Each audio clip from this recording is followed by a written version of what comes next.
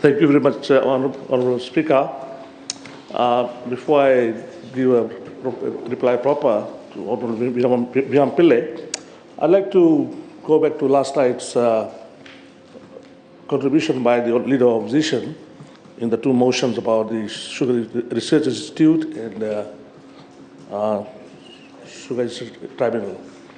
Now, I'm very impressed with the Leader of Opposition that he had spoken on one particular subject, that the sugar industry, although he's bleeding, and he's been bleeding for so many years, but there is a social responsibility on the part of government to keep this industry going, because we've got 200,000 plus people who are directly and indirectly dependent on this industry. But on the other side, if the sugar industry collapses, I will be out of job. So I have to make sure. Anyway, joke aside, one of the things that I did discuss with the Honourable Prime Minister last night, that we need a bipartisan approach on this industry. And the Honourable Prime Minister has agreed that down the line we can put up a committee which will be proposing shortly to the Cabinet. And we want both sides to come up together and let's work together for the sake of this industry. Of course, we'll have one each from the other side, the two blocks, and we'll have the balance on this side. Unless you want to be the third one, because you are saying independent. But you don't have sugarcane farm? Mr. Speaker said. We used to have that in the past. I used to chair the... Well, I have to check this with the registrar. Sugar committee. The tribunal. Mr. Speaker said, before I respond to the question by Honourable Vyam Pillai regarding the budget support for our small-scale sugarcane farmers, I want to offer my deepest condolence to the family of the locomotive pointsman from Tabua who lost his life yesterday after serving the FSC for more than 3 decades. And a senior locomotive driver is admitted to the hospital in a critical condition. I wish him full and speedy recovery. The unfortunate accident happened in Tabua, bridge number 15, where the locomotive derailed from the bridge and fell in the creek. I also want to thank the brave firefighters and the hardworking medical team and each and everyone who provided us assistance and support that was needed at the time of the accident.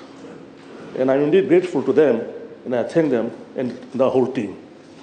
Mr. Speaker said, in response to the question, I want to assure the Honourable Member that we value all farmers equally, irrespective to the volume of cane they produce.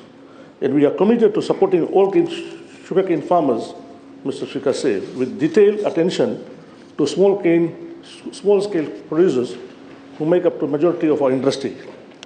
It is imperative to acknowledge that approximately 75% of the 10,800 active farmers in Fiji are classified as small-scale farmers. Our programs are crafted to be inclusive and accessible to every farmer, regardless of their production scale.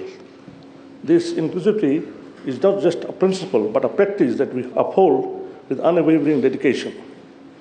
Mr. Speaker said, our strategic focus on supporting small-scale farmers ensures equitable assistance, particularly for those who lack the resources of their own compared to the larger counterparts. For example, the majority of our farmers do not own tractors and implements necessary for the sugarcane planting. To address this, Fiji Sugar Corporation has established a tractor service providers in all the mill areas who assist farmers with planting without requiring an upfront payment. These services providers are later compensated under the Sugarcane Development and Farmers Assistance Program implemented by the Ministry. Furthermore, Mr. Speaker said, the program includes a cap limiting access to grants for up to 5 acres per farmer.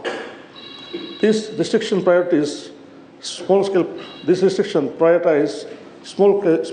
producers, preventing the large-scale producers from disproportionately benefiting from the grant. However, Mr. Speaker said it is fundamental to be practical. To promote the commercialization of our farms, we have developed policies that continue to support small-scale farmers while also focusing on large-scale farmers as we move towards a more commercialized industry. We accept the Economic Affairs Committee's recommendation in the consolidated review report of the FSC annual reports, which underscores the necessity of achieving commercial viability in the sugar industry. The traditional 10 acres farm model established by the CSR in 1960s is increasingly outdated in today's dynamic economic landscape. The committee recommends amalgamation of these small-scale farms into larger farming units to enhance efficiency and productivity. While the ministry agrees with the recommendation, we recognize the practical and legal challenges involved.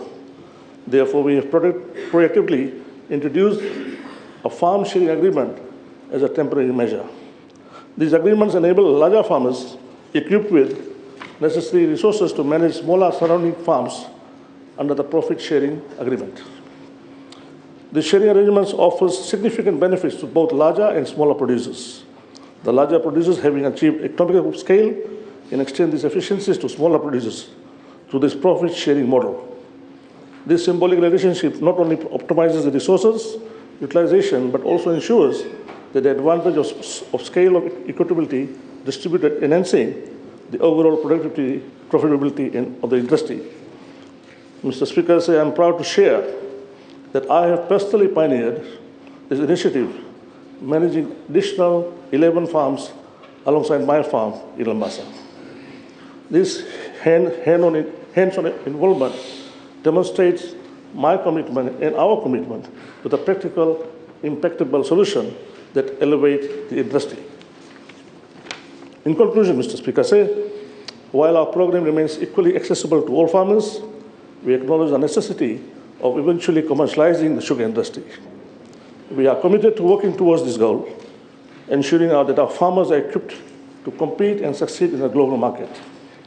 This transition is critical for the future sustainability and prosperity of our sugar industry, and we are dedicated to making it a reality. Let us all work together, embrace these plans, and confidently strive towards securing a sustainable and prosperous future for the sugar industry of Fiji. Vinakase. Yes, supplementary question.